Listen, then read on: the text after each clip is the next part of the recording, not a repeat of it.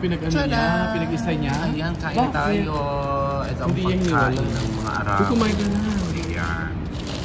With coffee. Hindi niya pinag-iwalay ng papel. At ito pa, oh guys. Ang tawag dito, ha?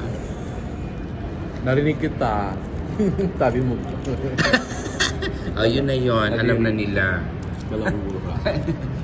Oh, tsaka ito, ito yung ano, parang pinaka-sauce nila. Alam mo yung asukal na latay niya yata kasi marami kinukuha. Siya hindi na alam. Hindi. Ito. Lahat naman yun. Itong pugos. Lahat maraming kinukuha.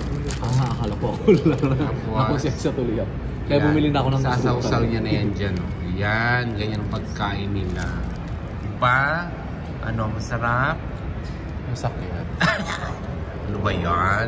Parang iba naman yun. Ay, dapat.